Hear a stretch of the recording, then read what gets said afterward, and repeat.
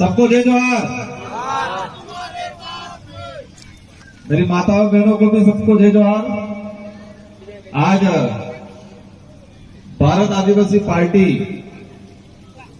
संभाग स्तरीय कार्यक्रम में हमारे इस कार्यक्रम में पहुंचे हुए हमारे मेरे वरिष्ठ साथी सागवाड़ा विधायक जी, साथ ही कांतिभाई रोज भारत आदिवासी पार्टी के राष्ट्रीय सदस्य एवं भारत आदिवासी पार्टी के अन्य राष्ट्रीय सदस्य, प्रदेश सदस्य, जिला अध्यक्ष और इस विधानसभा क्षेत्र से हमारे इस पंडाल के बीच में विराजमान वडील युवा साथी, माताएं बहनें, आप सबकी मेहनत से, आप सबके विश्वास से ये भारत आदिवासी पार्टी राजस्थान के दक्षिणी क्षेत्र के अंदर और साथ ही पूर्वी राजस्थान में भी इस भारत आदिवासी पार्टी का आगाज हुआ है।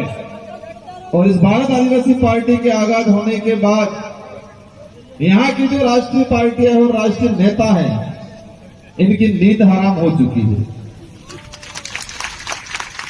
मैं मेरा वक्तव्य शुरू करने से पहले कुछ पार्टियों ने, कुछ नेताओं ने इस देश की आम जनता को गुमराह करने के लिए एक शायरी बनाई थी और उसी शायरी को सुन के और पढ़ के मुझे लगा और मैंने इसमें हमारे समाज को लेके मैंने उसमें कुछ नयापन लाया। और वही बात मेरे कुछ साथियों से चर्चा करने के बाद जो भारत आदिवासी पार्टी का 10 तारीख को डूंगरपुर में जो आगाज हुआ उस दिन कहा था। कांग्रेस के नेताओं ने एक नारा लगवाया है। क्या लगवाया है? नफरत के बाजार में स्वाभिमान की दुकान खोलने आए हैं। और मैं दोबारा इस मंच के माध्यम से कहना चाहता हूं कि मोफत के बाजार में स्वाभिमान की दुकान खोलने आई है भारत आदिवासी पार्टी। मोफत के बाजार में स्वाभिमान की दुकान खोलने आई है भारत आदिवासी पार्टी। क्योंकि हमारे समाज को आज जिस तरह से कांग्रेस और बीजेपी के लोग, उनकी पार्टी की रीति नीति हमारे समाज को और इस देश की गरीब जनता को, एसटी, एससी, ओबीसी को जिस तरह से मुफ्त की चीजें बांट के, जिस तरह से मुफ्त की चीजें वितरण करके हमारे स्वाभिमान को खत्म करने का जो काम कर रही है, तो ये जो हमारी भारत आदिवासी जो पार्टी है, हमारे समाज को आत्मनिर्भर बनाना है, हमारे समाज को स्वाभिमानी बनाना है। और मानव जीवन में जिस समाज में स्वाभिमान मर जाता है, वो समाज अपने अधिकारों की बात कभी नहीं करता। तो हमारे समाज को और हमारे क्षेत्र में अन्य जो हमारी विचारधारा को समझते हैं और मानव मात्र की बात करते हैं, इन सभी के समाजों के अंदर ये स्वाभिमान की जो बात है, आत्मनिर्भर बनने की जो बात है, तो उस बात को लेके ये भारत आदिवासी पार्टी आई है। इस संभाग स्तरीय कार्यक्रम में आप सभी आए, इस विचारधारा से जुड़े। कई सवाल होंगे और इस क्षेत्र में कांग्रेस बीजेपी के लोग आपको कई प्रकार की बातें करते होंगे, क्या हो जाएगा, क्या होगा, क्या नहीं होगा। तो इस पार्टी का जो उद्देश्य है, और उद्देश्य बताने से पहले हमें सबसे पहले मैं आपसे सवाल करना चाहूंगा, खुद से और इस क्षेत्र की जनता से और कांग्रेस बीजेपी के नेताओं से, कि भारत आदिवासी पार्टी की जरूरत क्यों पड़ी। सबसे पहला सवाल यह खड़ा होता है कि भारत आदिवासी पार्टी की जरूरत क्यों पड़ी। और भारत इसका जवाब यह है कि भारत आदिवासी पार्टी की जरूरत इसलिए पड़ी कि कांग्रेस और बीजेपी के लोगों ने इस देश की लोकतांत्रिक व्यवस्था को खत्म किया। और हमारे संविधान के अनुरूप शेड्यूल 5 है, 5वीं अनुसूची, और इसके जो संवैधानिक जो प्रावधान है, उस प्रावधानों को खत्म करने का काम किया। अब हमारे जो बेचारे अनपढ़ जो लोग हैं, इन लोगों को कांग्रेस बीजेपी के लोग ऐसे गुमराह करते हैं कि ये लोग तो 5वीं पास को नौकरी लगाने की बात करते थे। अरे उनको कहना चाहेंगे, उनको के थकते हम 5वीं 5 नहीं 5वीं अनुसूची की बात कर रहे हैं हम लोग। और उस 5वीं अनुसूची के अंदर ये प्रावधान है कि यहां पर रिजर्वेशन पॉलिसी जो 100% होनी चाहिए, यहां पर जल जंगल जमीन का मालिकाना हक आदिवासी को होना चाहिए। यहां पर फैक्ट्री लगती है तो इसकी पहली प्राथमिकता आदिवासियों को होना चाहिए, यह संविधान में लिखा हुआ है। और यह कांग्रेस और बीजेपी ने नहीं किया, इसलिए भारत आदिवासी पार्टी लाई। आज देश के हालात बहुत खराब हैं और हमारी जनता को इतना गुमराह कर रखा है, इतना गुमराह कर रखा है, अकली घुसवाई की ये हद से की ज्यादा, बिल्कुल घुसवी नाकचा। और इसका एक उदाहरण, क्योंकि जी घुसवाई जाए विवेक खत्म थाई जाए, सोचने सही गलत की फर्क करने की क्षमता होती है, वो खत्म हो जाती है। इन लोगों ने हम लोगों को गुमराह कर रखा है। और इसका ताजा उदाहरण मानगढ़ के अंदर राहुल गांधी जी आए, राजस्थान के मुख्यमंत्री अशोक गहलोत जी आए और उन्होंने उस मंच से आदिवासी समाज का दिवस था, विश्व आदिवासी दिवस, और उस समाज के लोग थे। और तब क्या कहा कि मैं इस मंच से घोषणा करता हूं कि ओबीसी का आरक्षण बढ़ा दिया जाए। और हमारे भाई नीचे ताली बजा रहे, ताड़ ताड़ ताड़। ये हमारी स्थिति कर रखी है। और हमारे समाज को गुमराह करने का काम किसने किया है? हमारे समाज ने घुसवाड़વાનું काम करने कीधું है, જે લસવાયેલા ही અને ઘુસવાડવાનું काम कीधું है। जो लसवत में आवेला लोग ही અને समाज ने घुसवाड़વાનું काम कीधું है। लेकिन अब परिवर्तन आया है और वो परिवर्तन इस पांडाल के अंदर दिख रहा है। जिस व्यक्ति के अंदर सोचने समझने की शक्ति प्रकट हुई है, जो व्यक्ति अपने अधिकार को लेकर, अपने स्वाभिमान को लेकर जागरूक है, वो आज इस पांडाल के बीच में बैठा हुआ है। और जो गुमराह है, जो लसवत में है, वो आज भी कांग्रेस बीजेपी के पीछे भाग रहा है। ये लड़ाई वोटों की लड़ाई नहीं है, ये लड़ाई एमएलए एमपी बनने की लड़ाई नहीं है, ये लड़ाई हमारे अस्तित्व बचाने की लड़ाई है। ये लड़ाई आने वाली पीढ़ी के भविष्य को लेकर लड़ाई है। ये लड़ाई कांग्रेस बीजेपी के लोगों ने हमारे साथ अन्याय किया है और ऐसा अन्याय किया है जो हमें पता ही नहीं चला। कभी कभी दुख होता है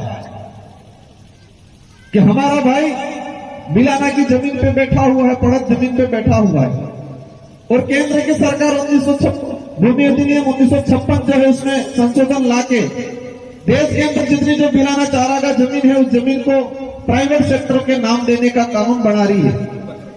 और हमारा भाई जो पार्टी इसका घर उजाड़ने का कानून बना रही है, उसी पार्टी का झंडा पकड़ के बैठा हुआ है हमारे घर पे। ये कंडीशन बना रखी है हमारे लोग। और इसके लिए मैं कई बार उदाहरण देता हूं अनेक प्रकार के, ताकि हमारे समाज के लोगों के अंदर जागरूकता आए, समझ आए। આપણે बार कहे मारू आप जो नारो लगाड़ी जो देखो देखो कौन आए, शेर आए। हालांकि मैं शेर नहीं हुआ, लेकिन समाज मुझे ये संबोधित करता है कि हमारे समाज की जो रक्षा करता है उसको शेर की उपाधि देते हैं। और मेरे जैसे अनेक साथी हैं जो है समाज को लेकर रात दिन लड़ते हैं, डरते नहीं है, उनको एक उपाधि। और वही चीज हमारे बाप दादा कहते थे कि जड़ जंगल ना मालिक हाँ, मूल धूल ना मालिक हाँ, आदू आग ना धनी हाँ, आदू आग ना धनी हाँ। लेकिन आज ये कंडीशन बनी गई, जो आदो आज का धनी है, मूल धूल नो धनी है, ये धनी आज कमजोर થઈ ગયો, खत्म થઈ ગયો। इस धरती के मूल मालिक हैं हम, इस भारत भूमि के मूल मालिक हैं। ये मैं नहीं कह रहा, संविधान के अंदर जो प्रावधान है उसके तहत भी कहा गया, सुप्रीम कोर्ट के जजमेंट भी कहा गया है। और कई पुराने लीडर और कई कांग्रेस बीजेपी के लीडर ऊपर वाले भी बोलते हैं, लेकिन यहाँ नीचे वालों को अक्ल नहीं आई है इस बात। हमारे समाज को जिस तरह से हमारे बुजुर्ग एक शक्तिशाली लोग थे, ताकतवर लोग थे, समझते थे गलत क्या है सही क्या है, राजा रजवाड़ों से लड़ते थे, मुगलों से लड़ते थे, अंग्रेजों से लड़ते थे, उनको आज कमजोर बनाने का काम कर दिया। और उसी बात को हमने देखा આપણે કઈ जंगल में सिसरो रे, ये जंगल नो राजा कहवाय। और जंगल नो राजा एक ताकतवर रे, एक ताकतवर जानवर माना जाता है शेर। और उस शेर को लेकर मैं उदाहरण बताऊंगा। मेरे आज जिया जी नहीं रहे और राकेश जी मन्नार, हम दोनों ने एक बार चर्चा की थी, उसके आधार पे मैंने ये एक उदाहरण सेट किया। ये चित्तौड़ और जैसलमेर के बीच में एक होटल थी। इस बात को आप गौर से सुनना। चित्तौड़ और जैसलमेर के बीच में एक होटल थी और होटल मालिक ने होटल बनाई। बनाने के बाद लोग जाना कम थे और उसने विचार किया मेरी होटल बराबर चल नहीं रही है, तो उसने पास में ही एक पानी की टंकी बनाई थी और पानी की टंकी में वो जंगल से शेर आके पानी पीना शुरू पड़ गया, कभी कभी चुपके चुपके। अब उस मालिक ने देख लिया, होटल का जो व्यापारी था उसने देख लिया कि जंगल का शेर मेरे होटल के पास जो टंकी है उस टंकी के पास में पानी पीने आ रहा है। तो उसने तरकीब सोची और विचार किया कि मेरी होटल कैसे चलाऊं, इस शेर को गुलाम बना के मेरी होटल चला सकता हूं, ये तरकीब सोची। और उसने ये किया कि इस पानी की टंकी के अंदर अफीम मिला दिया, अमल। क्या मिलाया? थोड़ा थोड़ा पानी के अंदर अफीम अमल मारती और अमल मारता बाद इस चित्रों के अंदर पीवा जो और उस अमल वाले पानी का, उस अफीम वाले पानी का आदि बन गए। और इस चित्रों बीजी जगह पानी पीवा जाता जिन्हें तरनी बुझती थी। वो शेर दूसरी जगह पानी पीने जाता, उसकी प्यास नहीं बुझती, उसी टंकी पे पानी पीने आता तो ही प्यास बुझती, क्योंकि वो जंगल का राजा जरूर था लेकिन गुलाम बन गया था, शारीरिक रूप से गुलाम नशेड़ी बन गए। और पूरे मार्केट में ये माहौल बना कि उस होटल पे जाएंगे तो शेर दिखने मिलेगा और शेर के बहाने उस मालिक की होटल अच्छी चलने लग गई, उस व्यापारी की होटल अच्छी चलने लग गई। और वो शेर एक जंगल का राजा गुलाम बन गया, टंकी के पास पड़ा रहता और वो 4-5 बैठकियां फिर दे देता, खा के चाट के हड्डियां पड़ा रहता। और वही कंडीशन कांग्रेस बीजेपी ने हमारे समाज के शेरों के साथ की है। उनको मानसिक रूप से गुलाम बना दिया है। कई लोग ऐसे हैं जिनको कितना भी समझ में आए लेकिन बीज अटकी साटे ते तरबूजे बीजे तर नहीं बुझती है। तो हमको, हमारे समाज के बुजुर्ग लोगों को इस तरह से एक शेर जो जंगल का जानवर था, एक राजा था, उसको उस होटल के व्यापारी ने उस होटल चलाने के लिए मानसिक रूप से, शारीरिक रूप से गुलाम बना दिया। यही कंडीशन कांग्रेस बीजेपी ने हमारे समाज के अच्छे लोग थे उनको इस तरह से गुलाम बना दिया। तो ऐसे लोगों को समझना है, परखना है और उनको भी समझाना है तुम्हारा तो समय गया लेकिन आने वाली पीढ़ी का खत्म मत करो।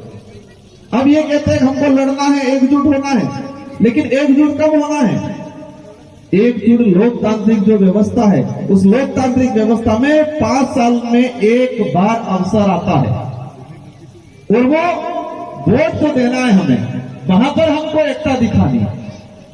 आज कई बार ये हो जाएगा, वो थैली वाली सरकार पे कहेगा, वो कहेगा हमारी सरकार ने आपको आटा दिया, हमारी सरकार ने आपको मिर्ची दी, हमारी सरकार ने आपको हल्दी दी, तेल दिया, और क्या चाहिए? भाई कहेगा हाँ हंसी बात और बुझिए। अब पर मैं पूछना चाह रहा हूं, वो थैली मिली तो उस थैली ताकतवर है कि अंदर सामान है वो ताकतवर है? क्या ताकतवर है? भाई ये कह रही है थैली ताकतवर है। वो थैली ताकतवर है कि अंदर जो सामान है वो ताकतवर है? सामान आपके 4 दिन चलेगा लेकिन थैली को इतना कंपनी वाले ने इतना मजबूत बनाया है कि 1 साल तक उस थैली को कुछ नहीं होगा। वो इसलिए बनाया है कि आपकी नजरों में बार बार वो थैली दिखे और थैली पे तो जो फोटो है वो फोटो दिखे, ताकि आप मानसिक रूप से गुलाम बने रहो। ये तरकीब सोची उन लोगों ने और यही हो रहा है। अब चुनाव तक मिलेगा 2 महीना और 2 महीनों के बाद हम भूल जाएंगे, खत्म हो जाएगा और ये लोग वापस खत्म कर देंगे हमको। अभी ये एकता बनाए रखनी है। और आज कई लोग कहते हैं क्या हो जाएगा, 3-4 विधायक निकल जाएंगे, 5 विधायक निकल जाएंगे।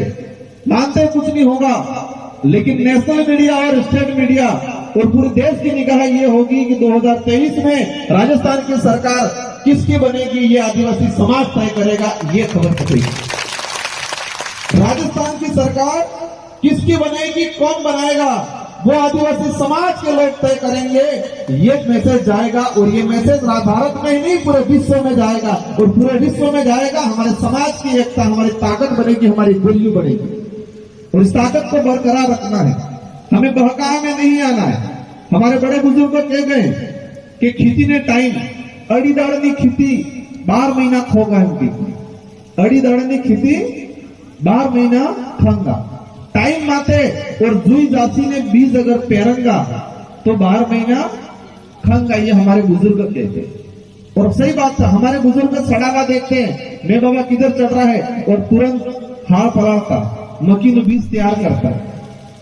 और वही किसी बीज टाइम पे अड़ी दाड़ा में करी दीता तो 12 महीना खाता। लेकिन एक बार हो खाई की सरकार ने भरोसा उधर भी किया, थोड़ा करता सरकार बीज वितरण करें और बीज अपने फर्स्ट क्लास आवे कि पसी दाड़ तक नहीं उगते हुए ओके।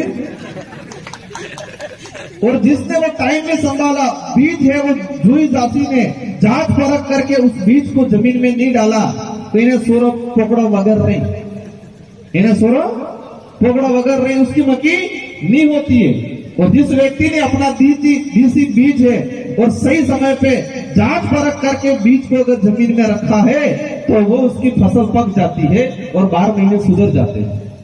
और वही बात लोकतंत्र पे लागू होती है। 5 साल में एक बार समय आता है और उस एक बार के अंदर आपने फ्री का पूटिया कहाँ मिल रहा है, फ्री की खजूरें पूटिया कहाँ मिल रही है, फ्री की नमकीनें कहाँ मिल रही है, वो तय करके वो लेके आपने वोट दे दिया तो जिंदगी आने वाली पीढ़ी की जिंदगी खराब हो जाएगी। खेती में तो 12 महीना पकड़ेगा, लेकिन लोकतंत्र में 5 साल में एक बार अवसर आता है, उस समय हमने फ्री की चीजें देख के अगर वोट दे दिया तो आने वाली पीढ़ी घर पर में चली जाएगी। और उस समय आपने सही परख करके सोच समझ के उस टाइम के 2 दिन 3 दिन का जो समय रहता है फिक्स समय, उस समय में आपने विवेक का उपयोग करके तरीके से अगर वोट किया तो आने वाली पीढ़ी का भविष्य सुधर जाएगा। ये ध्यान रखना है हमको। आपने खुद ने देखा होगा दारू कब बीतता है, दारू को कब बांटते हैं ये लोग, चुनाव से 2 दिन पहले, चुनाव से 1-2 दिन पहले। लेकिन मुझे उम्मीद है कि इस बार इस दक्षिणी राजस्थान की जो जनता है, आदिवासी बाहुल्य के जो हमारे जो लोग हैं,